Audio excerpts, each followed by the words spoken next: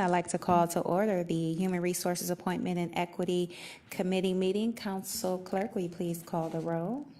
Calling the roll, Ms. Brown. Present. Mr. Gallagher. Here. Mr. Jones. Mr. Jones is absent at the moment. Mr. Miller. Here. Ms. Conwell. Here. We have a quorum. Great. Is there any public comment related to or any public comment at all? No, no one has signed in. All right. So I'll make a motion to approve the minutes from the April 17th meeting. Do I have a second? Second. It's been moved in second. If there are no questions, comments, or concerns, all in favor, please say aye. Aye. All right. If you'll read the first item into the record. Resolution number 2018-0095, adopting various changes to the Cuyahoga County non-bargaining classification plan. All right. And if you'll state your name for the record.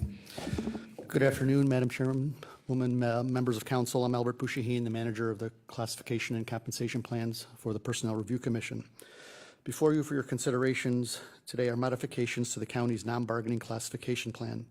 Changes in the department's operational needs and routine maintenance necessitate the revision of 6 classifications, the creation of 3 new classifications, and the deletion of 2 classifications. All the modifications before you have been prepared by the PRC Class and Comp staff, who's worked extensively with department management and the Department of Human Resources to ensure that the management teams are fully aware of the proposed changes here before you.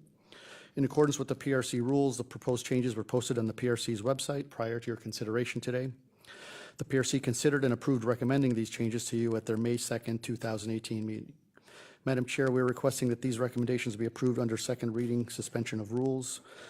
I thank you for your consideration and happy to answer any questions you may have. All right. I'll open it up to my colleagues if there are any questions, comments, or concerns. Councilwoman Conwell. Through the chair to Albert, the proposed revised classifications, most of them have added some additional job functions. Is that still within that percentile? I think it was determined 50% that we would ask staff to do additional work, or? Madam Chair, Councilwoman Conwell, I think what you're referring to is the civil service code that allows for employees to work up to 50% out of their classification series. That's not related to these here that are before you. All of these are routine maintenance to the class plan where we updated them into the new format that includes percentages of time, FLSA status. There was one revised classification, the manager of witness victim, where we had to add an additional minimum qualification that was a requirement of the revised code. Okay, thank you. Councilman Miller. Madam Chair, Mr. Al, the one that has the grade change from 8 to 8B, usually the B is a much higher salary for IT personnel. What's the fiscal impact of changing that from 8 to 8B? Madam Chair, to Councilman Miller, the programmer analyst was an old classification in the county's class plan that was on Schedule A. We revised it to become the IT service management analyst, which is going to be a directly related to the Chartwell software system, which is the IT help desk. We're, as you know, created Schedule B for all IT positions, which resulted in a change in this particular scenario. There is only one affected employee in this classification. Schedule 8A to Schedule 8B has about a $3,000 impact, but this particular employee happens to fall within the new classification, so there is no budgetary impact. So when the change is made, then the person will be farther toward the lower end of the range than the person is currently. Is that correct? That is correct, Councilman. Okay.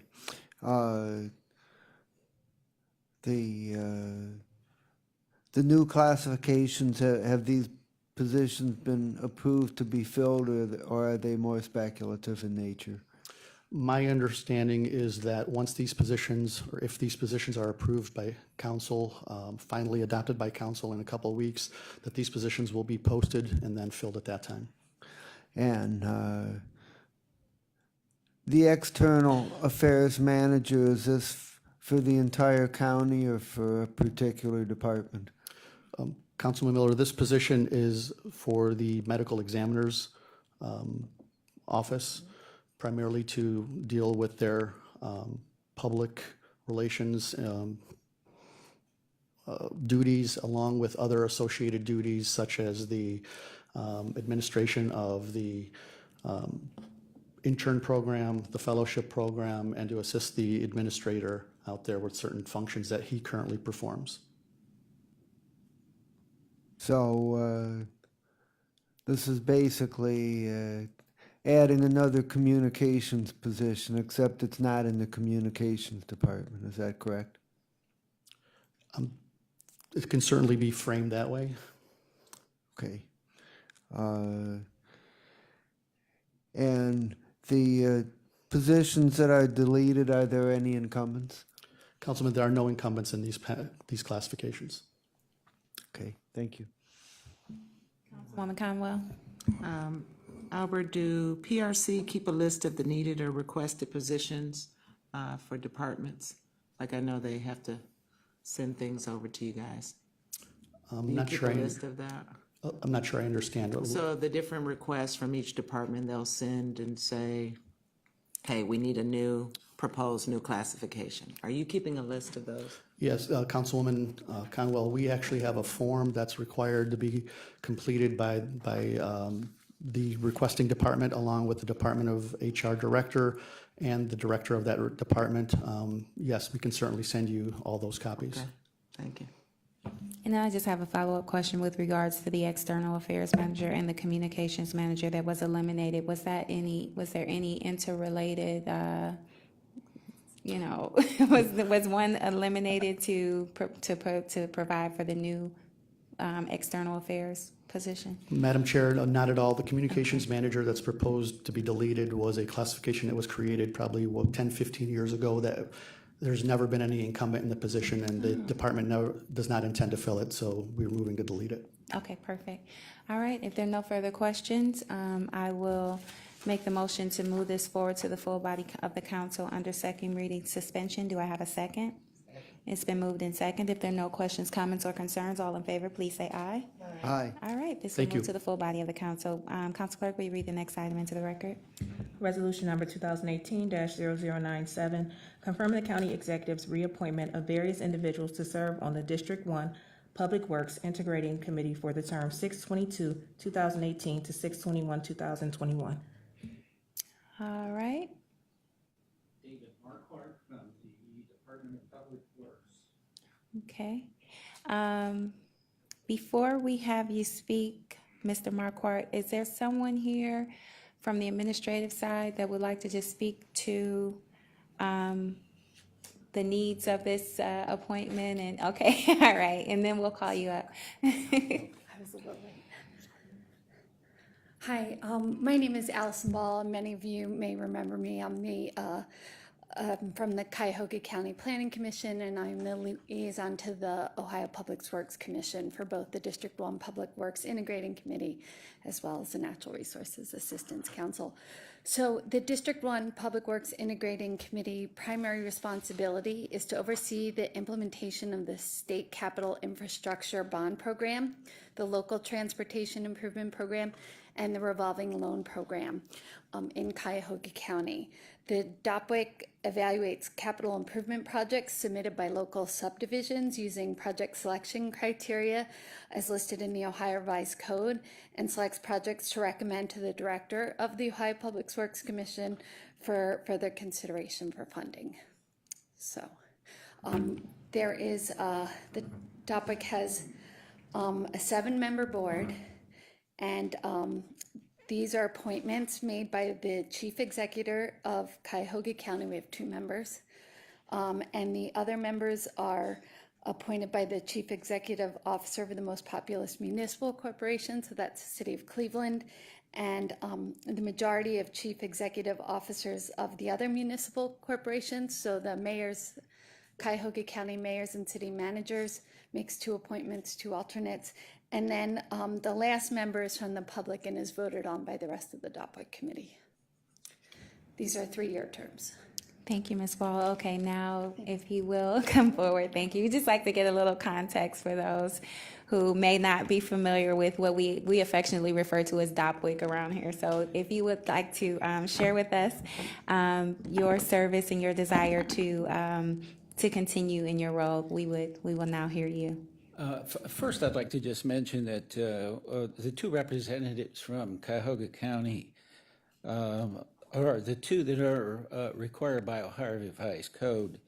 And typically around the state in the integrating committees, those positions were filled with the county engineer and a representative from the county engineer's office. And that's primarily because of their familiarity with the type of infrastructure projects that get submitted for review and approval. Our office does provide technical individuals to help the planning department execute their responsibilities in reviewing the projects. Myself, unfortunately, Mike Dever couldn't make it today, so I guess I'm speaking for both him and I, but both Mike Dever and myself served on the committee in the past term and were nominated for this term by the County Executive Budish to be reappointed for the next term, which is going to go from June of this year through June of 2021. Two alternates were also nominated to be reappointed. Nicole English. Nicole heads up the planning and programming group for the Department of Public Works. And Chris George is an alternate to me, and Chris heads up our Highway Design Department. In regards to my reappointment, I believe my resume shows a wide range of experience in the civil engineering projects as a professional engineer since 1982. I hate to admit that, but that's a while ago, which involves planning, design, and construction, and then the subsequent maintenance and operation of many types of infrastructure that include transportation projects, wastewater projects, and stormwater infrastructure. I believe that my credentials and experience that I bring to the Integrated Committee will be beneficial in guiding and supporting the decisions that the committee makes going forward.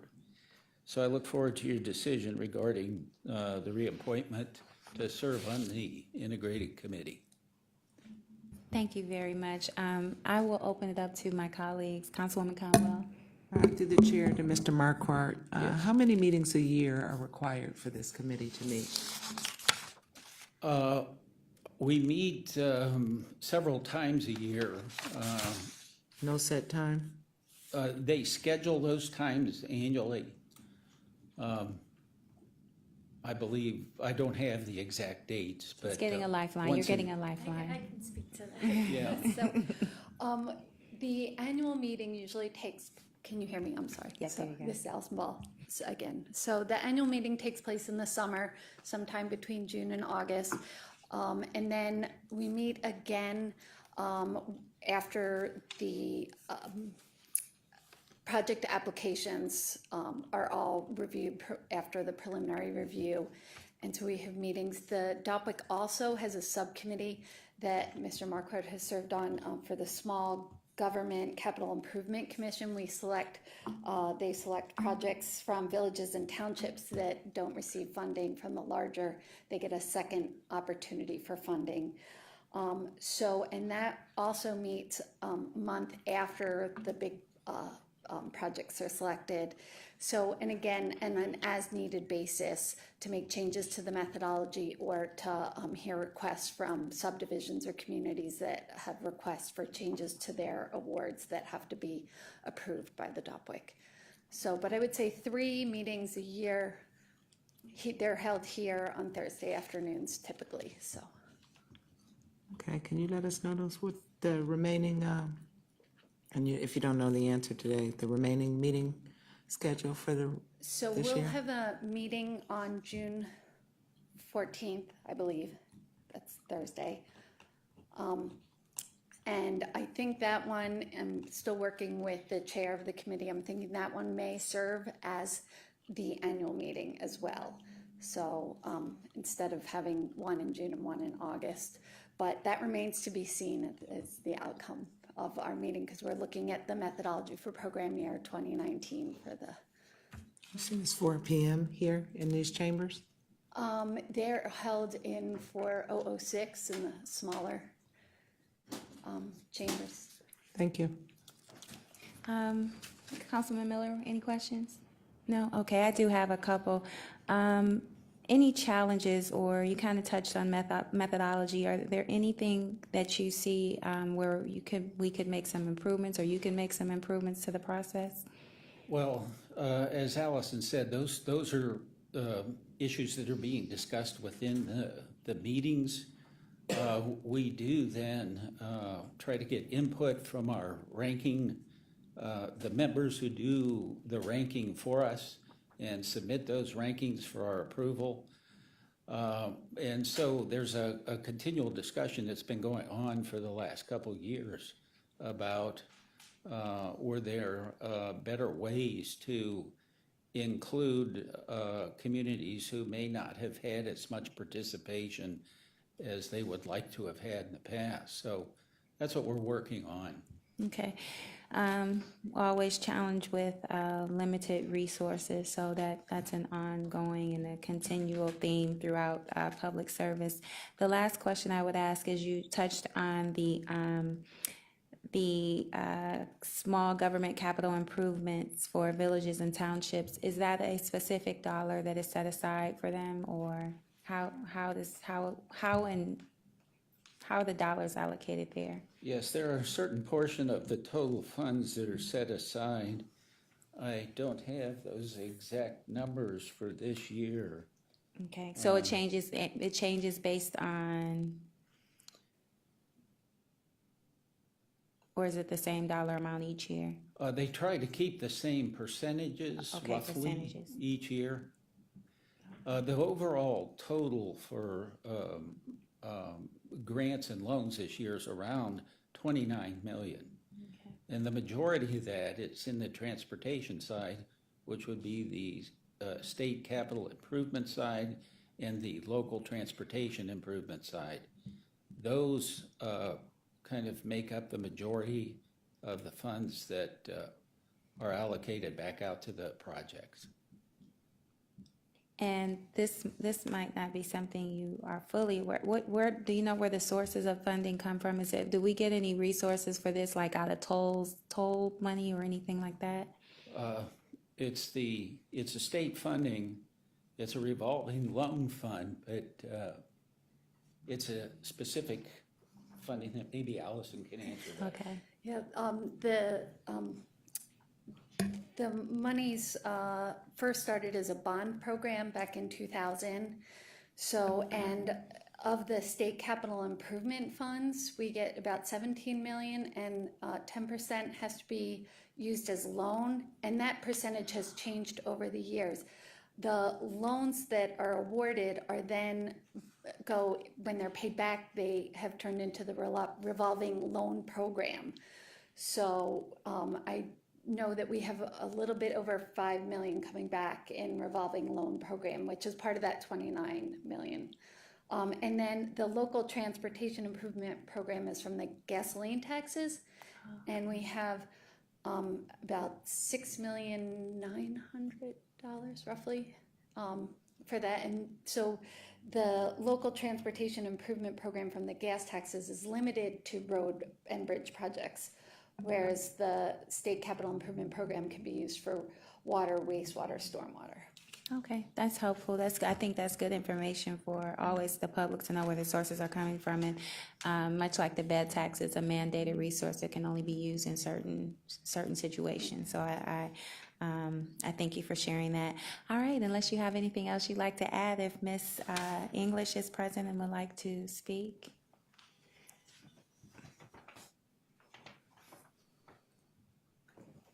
Good afternoon, Nicole English with Public Works. Good afternoon. So I serve as the Planning and Programming Administrator in Public Works, and I'm Mike Devers' alternate on DOPWIC and have been for the last term.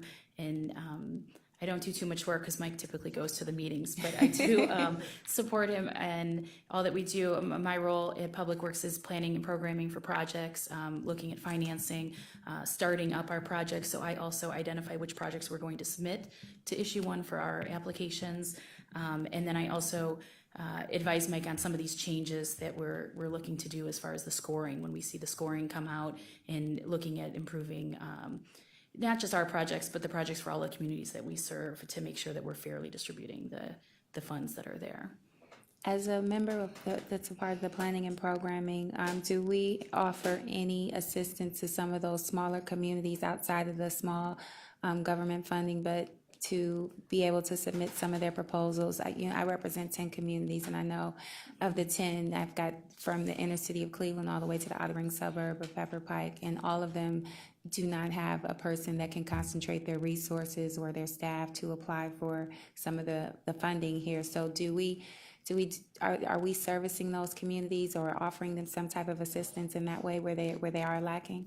Yeah, so we help on a couple different fronts. One person in my department actually sits on the staff of DOPWIC, so he reviews all the projects and scores them, so he's intimately familiar with what they're looking for and how they score projects. So when we meet with different cities, we're always telling them if they have a project they think they'd like to submit for DOPWIC, we're happy to pre-score it for them, and we offer that, and then give them some feedback on what they need for their application and what would make it a better application. We also, when we talk to cities and are talking about all our different funding sources, we often mention that if there's a gap of their funding, we have some 50-50 programs where we offer up to $250,000 of county money that can help them, because as part of their issue one application, they have to identify the local sources of funding and other sources of funding and get points for that. So we try to pair all the different funding sources to help these communities get their projects done. So we're constantly working with communities to identify different funding sources and make all of our money go a little bit further. Awesome. I'll open it up to my colleagues if there are any questions, comments, or concerns. All right. Thank you very much. All right, there being none, I understand Mr. Dever could not join us today, as well as Mr. George, but I think Mr. Marquardt spoke very favorably, and based on the recommendation of the county executive, I am certainly willing to move this forward to the full body of the council. It doesn't appear that we need a second reading suspension, so I'll make the motion to move this to the full body of the council. Do I have yes? Yes, sir. It sounds like their next meeting is like almost the same time as our council meeting would be if we went the full 3 readings. So I think maybe we should do the suspension. Okay. So that we can have them confirmed prior to that meeting. I will make the motion under second reading suspension per my colleague's recommendation. If may I have a second? Second. It's been moved in second. If there's no questions, comments, or concerns, all in favor, please say aye. Aye. Aye. All right, this will move to the full body of the council under second reading suspension. If you'll read the final item into the record, Madam Clerk. Resolution number 2018-0108, authorizing an agreement with the Metro Health System in the amount not to exceed $1,800,000 for the Metro Health Select Network Health Benefit Plan for county employees and their eligible dependents for the period 1/1/2016 to 12/31/2018. All right, who's the lucky winner today? My friend, our new chief of staff, former mayor. If you'll identify yourself for the record. Okay. I'm Earl Lakin, Chief of Staff, and I'm just going to introduce this item on the agenda. As I mentioned yesterday at the Finance Committee meeting, and I think all of you were here, there have been a number of contracts lately, too many, that should have been brought to council in a much more timely manner and are being brought well after they should have been presented. And as I also mentioned, we are taking strong action to rectify this situation and to have a system in place that does whatever we can to prevent this from happening in the future. The agreement that is being presented at this time is a cost-sharing agreement between the county and Metro Health, and has been a highly beneficial one to the county. It has resulted in significant cost savings to the county, which are going to be explained. Apparently, there was a belief that county approval was, the council approval was not needed, but this belief was mistaken. I'm not familiar with all of the details of the contract, but Holly Woods, the Director of HR for Benefits and Compensation, is going to explain the agreement, and she's going to answer your questions. Holly?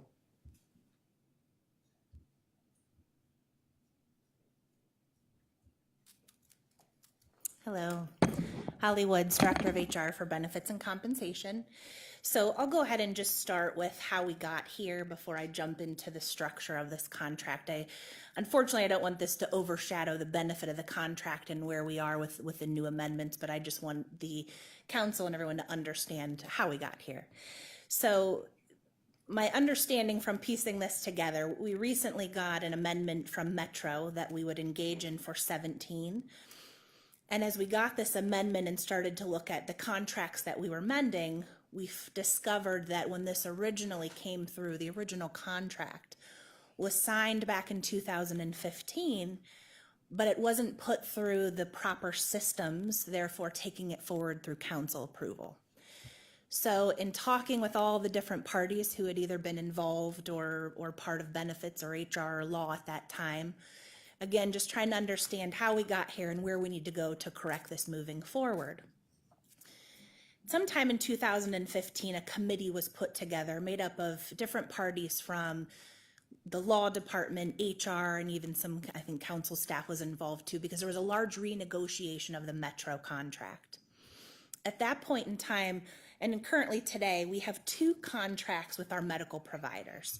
We have a contract with MMO, which has come before council, that basically says MMO is going to be the overarching, they're going to administer our healthcare plans, and that we're going to pay for all of the claims, administration through the plan through MMO. That contract, again, was passed through council.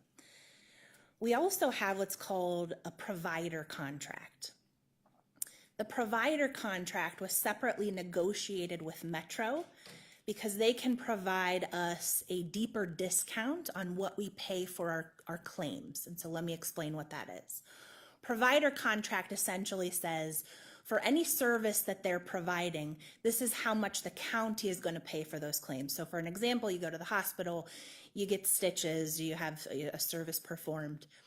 Instead of saying the county, you're going to pay full cost $5,000 for this service, we have a negotiated percentage that says, no, you're only going to pay 41.72% of all usual and customary costs. That's what's in the nature of a provider contract.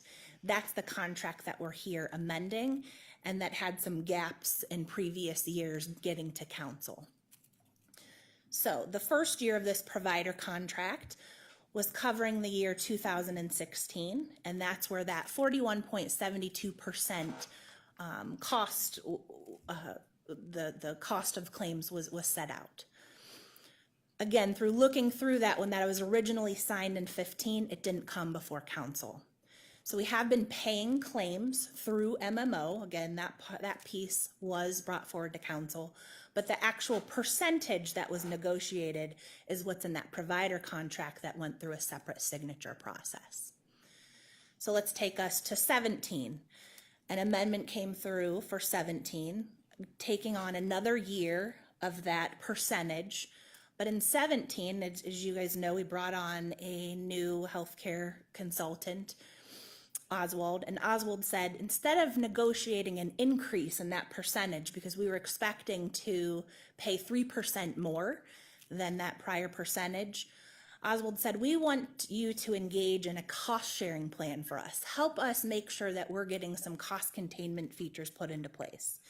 And thus the amendment for 2017 said, okay, we'll maintain your 41.72%, but we're also going to have a cost sharing piece that if we can show through some predetermined measures that we can save the county money in managing those costs, the claims, the services, that we'll take that savings and there will be a shared savings back to Metro. And we'll get into the details of how that works.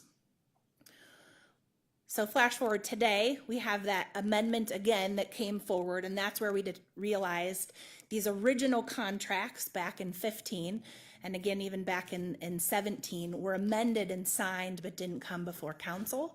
So that's why this is going back and looking for the whole time frame from January of 16 through the end of 18. Any questions on that piece before we get to amending this moving forward, the structure, how the program will work? Again, just wanted to explain the process as we've kind of uncovered where this began and laying the groundwork for where we move forward. Thank you, Councilman Miller. I've been starting with you, and then Councilwoman Conwell. He's going to ask the same question as me. Madam Chair, Ms. Woods, did we pay under the 2016 provision about the 41% and change? Did we pay under that contract as if it had been in effect even though it was not approved? So the 41.72% is what Metro Health will charge us for any services incurred. And yes, because we paid our claims as they came in for 2016. Had we not engaged in that contract, we would have paid 100% of the cost. Not that that makes it right, but we did pay in the sense of that 41.72% represents how much we're going to pay for every service, every claim that comes through for individuals. And under the 2017 version of the contract, were any savings identified that we shared and paid benefits to Metro reflecting those savings? So we have not compensated Metro as a result of the savings, because the way that works is they look at the whole entire year for 17. That data and all of the claims and all the services that were provided, it goes through a underwriting process to make sure that all of those benchmarks were measured, and it's actually a process that the underwriters at Oswald and Metro both work through to say, yes, this is substantiated, this is equalized, this is the cost savings. And we're at a point now where they've performed that review, and we're at the point of needing to make the payment for 17. So that cost sharing piece has not been paid. We just have continued to pay our normal claims under the percentage that was negotiated. And Madam Chair, Ms. Woods, what's the amount of the 2017 cost savings payment that has been identified? So I want to give two numbers. The contractual discount, so just paying the 41.72% of the claims as opposed to 100% of the cost, it amounts to 31 million. It's just over 31 million. 194,950 off of those normal customary billed charges. Looking at the cost sharing piece alone, how much did Metro save us in managing the plan, managing all of those pieces? It was a savings of a total of $1.8 million in claims. And as a result of the cost sharing arrangement, the county would be roughly $1 million net after the savings payout would occur. So that means we're going to pay Metro about $800,000, is that correct? That's correct, about 854. And how much does it cost to do the process where all the numbers are analyzed by the external reviewers? Sure, so that is all part of our Oswald contract. Any services that they are providing, reviewing the data and performing that underwriting is part of that Oswald contract. It's part of their normal services. Am I correct? It's a relatively small part of what they do? Absolutely. Yeah, okay. Through the chair to Director Woods, the provider contract, is that what we're talking about here today? It is. Okay, so these dates are, for the provider contract is 2016 to 2018. When will you start, so with since we're first time hearing this provider contract, when it's time to renew, will there be a new RFP and all that process, and when will that start? So, two things separately. In 2017, we went through the RFP process for medical providers. Okay. So we're not due for a new RFP that covers us for 3 years. Okay. So this is just part of their services. It's not a separate piece. It's just how much, again, they charge us for claims and services. That RFP process and takes us through how much we're going to pay for premiums, how much it costs to have people covered under the plan. This is separate from that, but it's an individual negotiation with Metro. It wouldn't be something another provider would. So the dates will remain the same as the overall contract, that 3-year, the same 3-year time span? They will. So if the next RFP would go out and we would change providers, you would end up with a new provider contract with a new provider. Okay, so each provider has their own specific provider contract. Essentially, yes. And through our relationship with Metro, we actually negotiate a better rate than we would have through the MMO plan, and they apply this rate through all of our medical plans. But yes, if we were to change medical providers, we would have a separate provider contract through any carrier that we would engage with. So when we went over this, so when you sit down with the providers to open up the 3-year discussions, each of them have a component of what their provider services would be. Is that what you're stating in that meeting?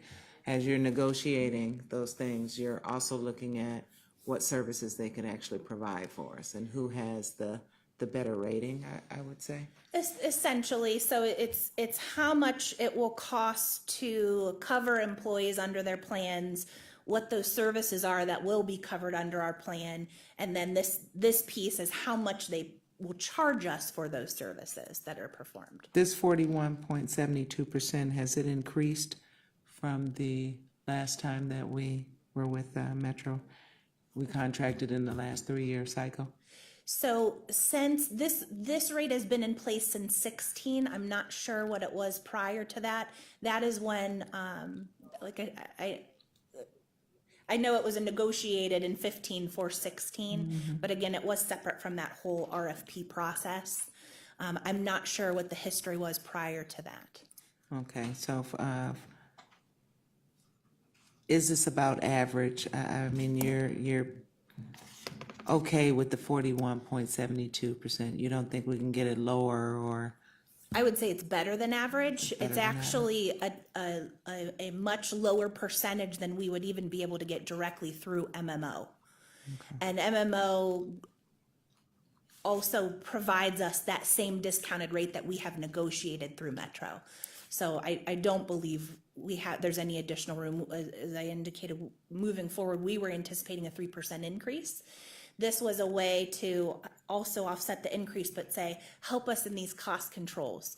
Let's make sure that people are getting referred appropriately, that there's not overutilization of the plan, and help us, ensure that the services that are being referred to are actually needed. So we know this would go up if we hadn't incorporated additional feature, but we're very confident that this is a very good rate and that we wouldn't get it even just directly through MMO. Does this contract, this provider contract does or does not include pharmaceuticals? That's separate. It is separate. Okay, thank you. Thank you, Councilwoman Conwell. So are the resources that we're utilizing as far as trying to find it in the resolution, are they coming from the general fund? The resources for the underwriting through Oswald, The 1.8? So the the savings payout that we would be providing through Metro, is that your question, is what Yes. fund does that come from? Right.